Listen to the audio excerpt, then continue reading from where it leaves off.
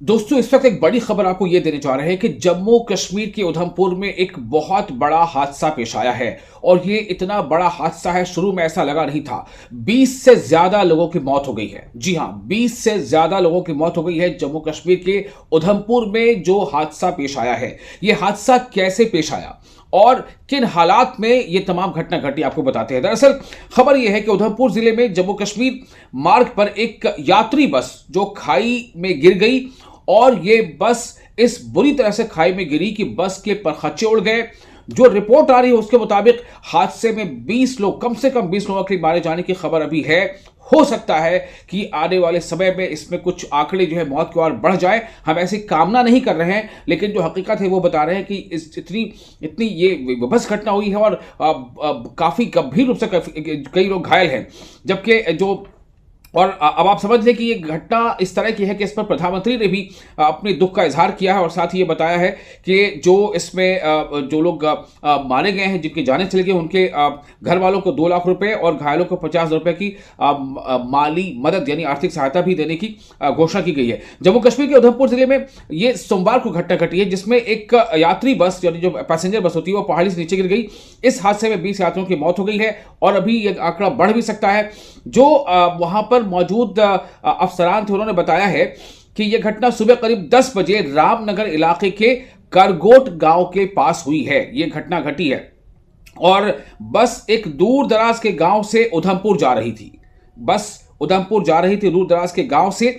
यह हादसा तब हुआ जब बस रामनगर इलाके में एक ब्लाइंड मोड़ से गुजर रही थी। ब्लाइंड मोड़ कहते हैं कि ऐसा मोड़ कि आपको आगे का पता न चले कि आगे क्या है, यानी कि जैसे ही हम ये मोड़ पूरा होगा तो आगे कौन सी गाड़ी आ रही है, कौन सा बस आ रही है, क्या आ रहा है, कुछ नहीं पता होता आपको। एक ब्लाइंड मोड़ से गुजर रही थी और ये जब इस वक्त बस चालक ने अचानक जो है वो बस से उसका नियंत्रण उसे खो दिया, काबू में नहीं रही, बस ड्राइवर के काबू में बस नहीं रही, जिसके बाद ये बस पलट गई और पहाड़ी से नीचे गिर गई। बस खाई में गिरते ही मलबे में तब्दील हो गई। बस में सवार लोगों की चीख पुकार मच गई। हादसे की खबर मिलते ही आसपास के लोग मौके पर जमा हो गए और मकामी लोगों ने अपने तौर पर वहां रेस्क्यू ऑपरेशन चलाने की पूरी कोशिश की। जहां तक मुमकिन हो पाया लोगों ने वहां से लोगों को बचाया, बाहर निकाला, आसपास के अस्पताल में पहुंचाने की कोशिश की। और ये सबसे अहम बात यहां पर यह है कि मकामी लोगों ने बहुत अच्छा वहां पर जो है अपना किरदार अदा किया है और उन्होंने जो वहां पर बस तो बुरी तरह से एकदम क्षतिग्रस्त हो गई थी, उसमें से लोगों को बाहर निकालने की कोशिश की। पुलिस और दीगर लोग भी वहां जल्दी ही पहुंच गए और इसका जो मकसद था कि जल्दी से जल्दी यहां से तमाम पीड़ितों को, तमाम विक्टिम्स को वहां से निकाला जाए। देखते देखते बस से मलबे में लाशें निकलना शुरू हो गई। पहले तो चीखों पुकार सुनी गई, उसके बाद जब लोग इकट्ठा हुए, करीब गए, देखा कि बस के अंदर कौन लोग फंसे हैं। जो लोग इन हालत में जिनको बस से फौरन निकाला जा सकता था उनको वहां से निकाला गया। चीख पुकार बची थी और एक एक करके जब जख्मियों को देखा गया, घायलों को देखा गया, जो लोग जिनकी जानें जा चुकी उनको देखा गया, तो पता चला कि 20 से ज्यादा लोगों की मौत हो चुकी है। और ये एक इस बारे में खबर ये भी आ रही है कि बस जब नीचे खाई में गिरी तो नीचे जो है उस सड़क पर से कोई ऑटो गुजर रहा था और ये बस उस ऑटो पर जा गिरी। ऑटो या फिर छोटा सा जो मैक्सी वैन होती है उस पर। तो आप सोचें कि ये किस तरह की हालत वहां पर बनी होगी।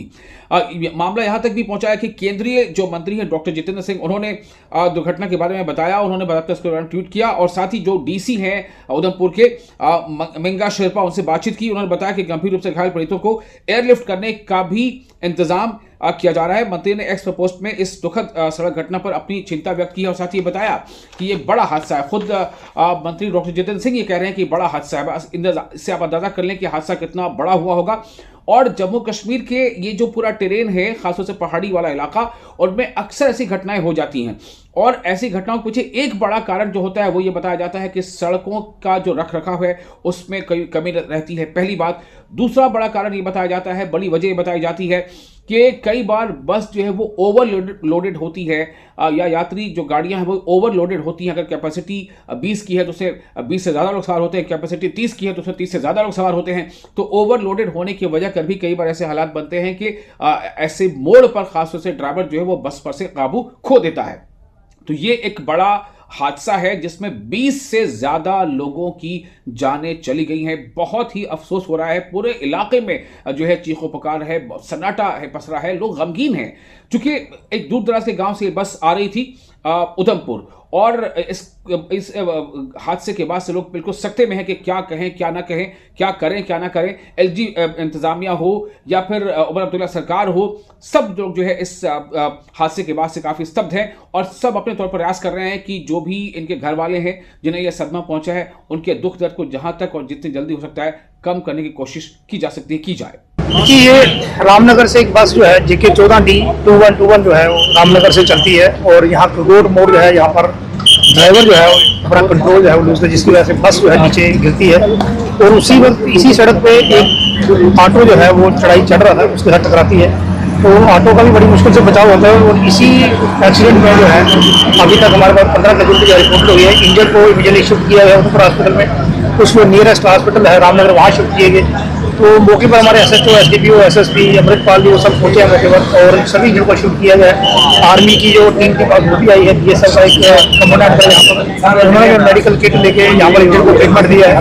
और मैं यहाँ के लोगों का शुक्रिया अदा करना चाहूँगा, लोकल यहाँ के लोग हैं उन्होंने बड़ी सपोर्ट की है पुलिस की रेस्क्यू ऑपरेशन में। यहाँ के जो है सरपंच हैं, यहाँ के जितने मौजूद शहरी हैं इस गाँव के, सभी यहाँ पे मौके पर पहुँचे और बिना टाइम वेस्ट किए सभी ने जो है रेस्क्यू ऑपरेशन किया। हम उनका शुक्रिया अदा करते हैं और जिन परिवारों का लॉस हुआ है उनके साथ हम संवेदना व्यक्त करते हैं। हमारे DGP श्री नलिन कुमार आई सभी इस वक्त टेलीफोन पे कंटिन्यू मॉनिटरिंग ले रहे हैं, सिचुएशन ले रहे हैं और यात्रियों को अच्छी ट्रीटमेंट की जो है वो व्यवस्था जो है उसके लिए कोऑर्डिनेशन चल रहा है। DC साहब और एडिशनल DC सभी जो है वो, अगर आप देखें उधमपुर हॉस्पिटल में CMO साहब खुद देख रहे हैं कि कहीं जो बेस्ट ट्रीटमेंट होगा वो दिया जाता है। सर एक चीज़